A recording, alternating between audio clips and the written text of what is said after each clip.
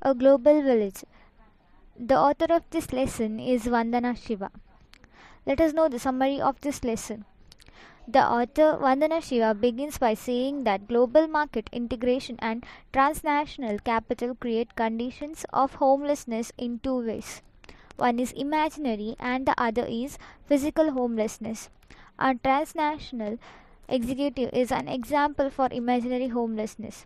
He finds a home in every country as his work demands it. However, he is homeless in terms of deeper cultural sense of rootedness.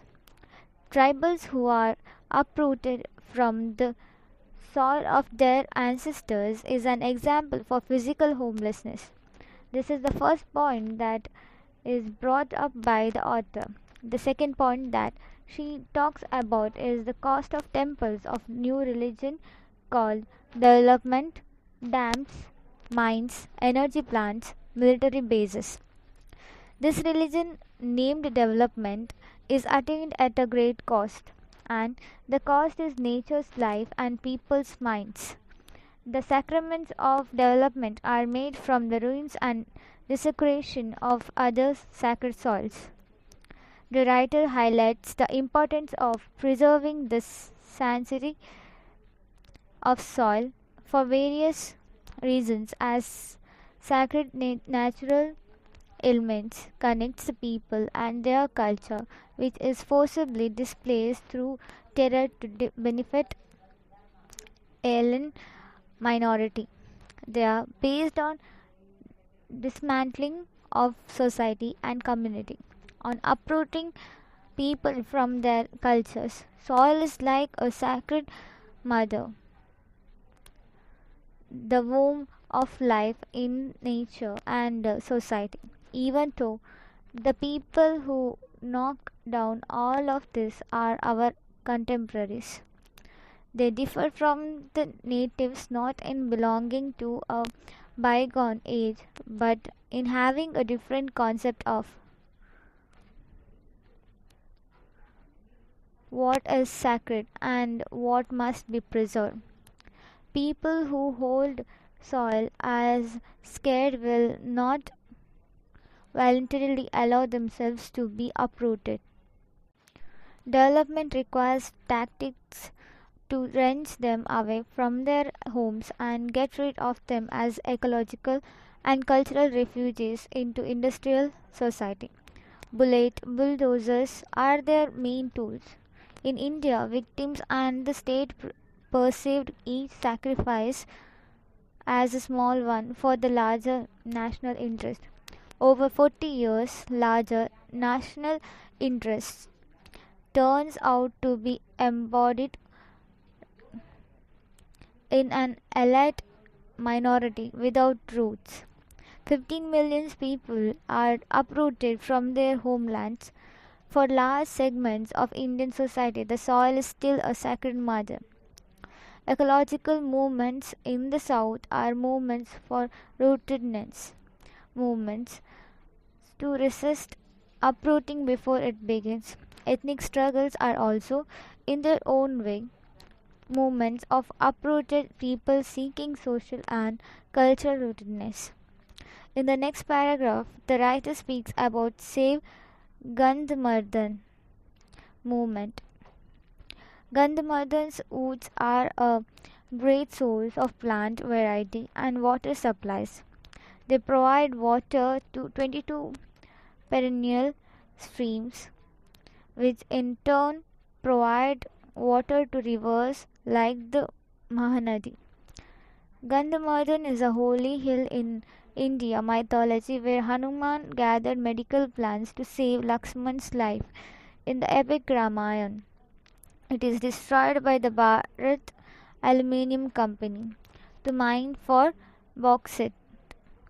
To feed its 1 lakh tons aluminium plant at Koba in Madhya Pradesh, Balko and has moved to Orissa to begin the ruin of the Gandhmardhan Hills since 1985. The trials of the region have obstructed the work of the company, and even police help has failed to stop the determined protest. The mining activity, however, is dedicated not by the needs of the Indian people but by the demands of industrialized countries. Japan has reduced its aluminum smelting capacity from 12 lakh tons to 1,40,000 tons and now imports 90% of its aluminum requirements. But the same Japanese companies have proposed setting up joint ventures in Indian export processing zones to manufacture aluminum products. In Bihar, the homeland of tribals in the Chotanagpur Plateau are being destroyed to mine coal and iron ore and to build dams.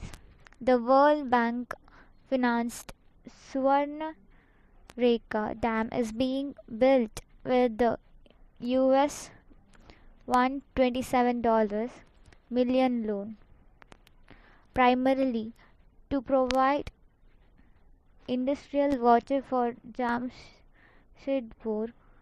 These dams replace 80,000 tribals. In 1982, Gangaram Kaludia, the leader of the tribal anti-dam movement, was shot dead by the police. 7 years later, his fellow tribals continued to resist the building of the dam. Surendra Buruli of the movement against Suvarnarekha Dam says, their links with their ancestors are the basis of their society. The children learn the ways of their ancestors. How could anyone compensate for the loss of the very meaning of their lives through rehabilitation? He asked if it could restore the sacred sites they have been violated. The writer gives us another instance. It is of coastal Orissa. The people of Balyapal resist the setting up of the National Rocket Test Range, which will displace 70,000 people from their fertile homeland. They even rejected compensation offers. The Oriya poet Rajnath Rai calls the sentiments of people in his poem and says that they would rather lose their lives but not their homeland. He writes about the luxury of nature, their nurturing power, the trespassing of the power mad people who want to launch a fiery missile. Soil is the source of all meaning for people who live there. Soil and society, the earth and its people are intimately interconnected. It is not as a mere factor of production, but the very soul of society. It is the home not only for the reproduction of biological life, but also of culture and cultural and spiritual life. The hill maize fry in Baster Sea boom or soil as their home. It constitutes memories, myths, stories, and songs that make the life of a community. Jaga Boom is the name for the concrete location of social activities in a village. An elderly person says that the different elements of the universe are the signs of his continuity. He was born as a part of the boom and will die with it boom dies. He adds that when there is so much variety and abundance in boom, there is no reason to worry about food and continuity. The writer concludes by saying that the soil is thus the condition for the regeneration of nature's and society's life. It is for the renewal of society, therefore involves preserving.